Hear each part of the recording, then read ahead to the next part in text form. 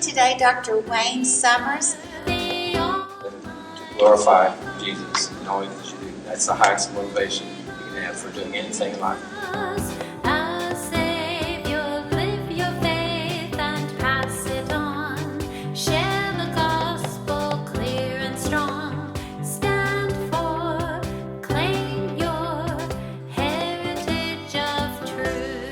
Welcome to Heritage of Truth. I'm Patty. I have with me today Dr. Wayne Summers, who has written a very interesting book, a Bible study on the commands of Jesus. This is his book. You want to read the title here? And This is all of the commands of Jesus, all 574 of Jesus' recorded commands or imperatives, and they're listed in a linear narrative context for study, analysis, devotion, and application. Great. I can't wait to read it in depth. I've kind of looked through it. Tell us a little bit about yourself, Dr. Summers, and what inspired you to write the book. I actually have a background in education, Christian education. I've been pastor and director of Christian education in several churches in Texas and Arkansas and Missouri primarily. Okay. But through all of these years, I have been a developer of new ideas. So I do have a company that develops new applications for children's games and for teaching aids. Wow. And I also was the developer of all the places of the Bible. Yes. And that is a summary of atlas maps that go in the back of a Bible, very flat, very thin, and they are made in such a way that you have modern-day overlays so that you can see the Bible times and then flip the page right over the top to show the modern-day places and names in different colors. So very effective. That would be very over 3,000 entries and all across index and all that. So I'm very interested in the comprehensiveness in the big picture, and this is certainly that. It's all the commands of Jesus. You've listed 574 commands of Jesus. Of all of those commands, is there one that summarizes or one that you think shows his heart more than any others? Yes. Tell us about that. Maybe two. The first one is that over and over in John is recorded Jesus' word. It said, "If you love me, you will keep my commandments." But the big one then for me is when he said over and over and over again, "Hear me. If you have ears to hear, listen to me." And it's as if he were taking, as we do our children, a child putting his hands gently on each side of our heads and saying, "Look at me. Listen to me. This is important. Your life forever is going to depend on this. Listen to me, please." Pay attention. Pay attention. Many times you hear, "Obey Jesus. I'll do what Jesus wants me to. I'll follow Jesus." But the problem is, very few people really know what all the commands of Jesus are. Usually, the most you see are commands that are listed in a summary form, such as, well, what did Jesus say about worship? Or what did he say about outreach? Or what did he say about prayer? And so forth. And there are some good compilations of that. And they are good. And I have those also in my chapter 4. But there was really a need, I thought, for a reference that would not grow old. It would be very, very definitive, focused on just what did Jesus say this you should do. Yes. And so that's why I wrote the book. Preachers for years have studied what it means to follow Jesus and have taken a specific command and expounded it very well. But this is not that kind of book. This is for people who want to see what Jesus specifically said about any subject and to be able to see it in context of the rest of the ministries that he had, and then be able to have it identifiable by number. Well, you know, the book, when we just look at it, it's very thick. It's a spiral bound. It looks a little intimidating, and yet when you open the pages, it makes sense. Can you tell us a little bit how you have it laid out? Yes, it's laid out actually so that when you look at an open page, it's one page, even though it's left and right pages. It's one page.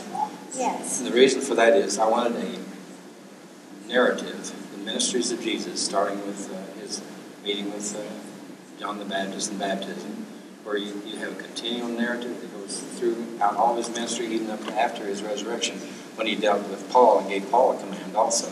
So the narrative is this is just a story and where he spoke those words. That's right. In each section, and they are broken into the basic ministry sections, for example, the Judean ministry and the Galilean ministry and the training for 12 and so forth. Okay. In each of those sections, you start out with the title and the references from which that whole section is taken. Okay. But then you begin with the name of the event, Yes. the ministry event. And under each ministry event, you have, again, the scriptures from which the narrative was synthesized. You have the place where it took place and the time it took place, as best as we know. Then I see here you have the command itself. Right. You have a running narrative. If you would read through all the pages of chapter 1, you would have a complete narrative of Jesus' ministries. But every time he speaks a command, I have broken that out into one of 4 columns. The first column is his command to individuals.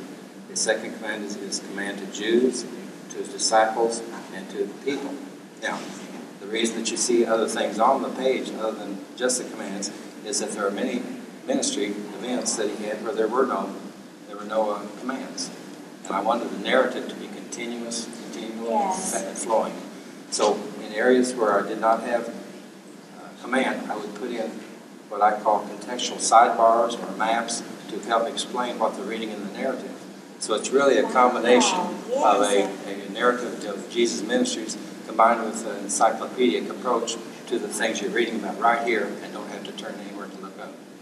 Right. So, and what is this down here at the bottom? This is a chronological summary. From time to time, I'll put those in, not all of them. A timeline. It's a timeline. Wow. And it's got a little pointer right here that shows what area you're talking about in Jesus' ministry. I see. Now, if you ever want to really see what's more involved, you have the complete timeline at the back of the book that you can fold out. With all the events of Jesus' ministry. And I see here you have the page numbers. That's the page numbers where we would find that event here. That means you can go both ways. You can go from the book to the chart to see it in the big picture, or you can take any specific event, check the page number, and go back to see where it's written about in the book. This sounds very scholarly. Is the average layperson going to be able to understand this? It's really written for the layperson. The language is in plain language. It's very simple to read. It is a combination of many, many different Bible-type references and explanations. There are probably 100 different versions of the Bible. Yes. And so what I did was I went through all of them and chose what I thought most represented what Jesus was trying to say in everyday Arkansas language, Right. which is Midwestern and I hope helpful to everybody. Now, at each point where you have a command, then it is broken into that column. In some situations, you may have a command which is in more than one column, and each time you have a separate number for each one. No matter what the command, there is a number. So you can always go back to that number and refer to it. Even though it's repeated many times, it will still be identifiable by number. Okay.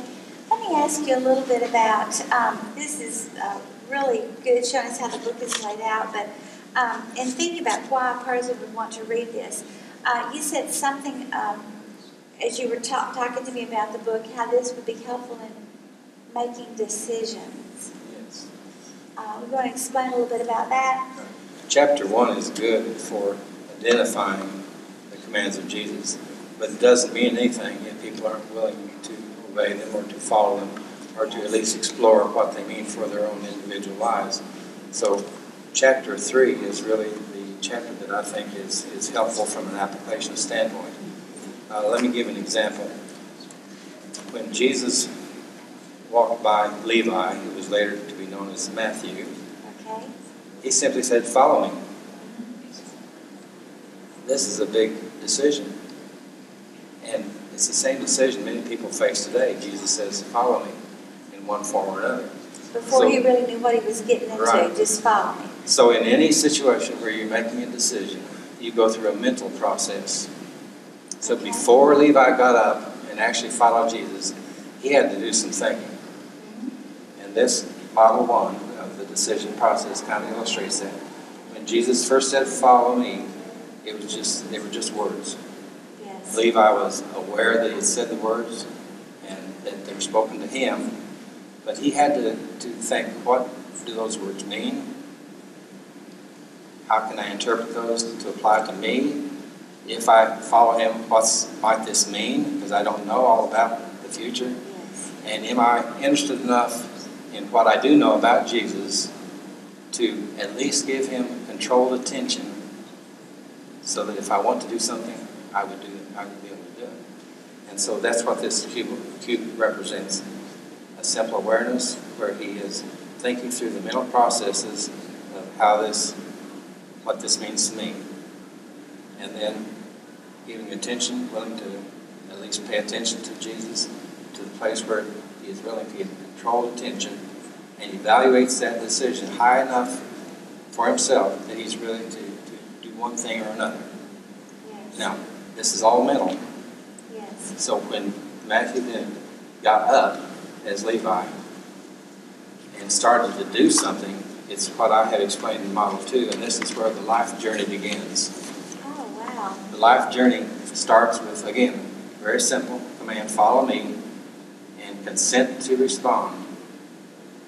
And at probably a very low level of motivation because he just didn't know that much about Jesus. Exactly.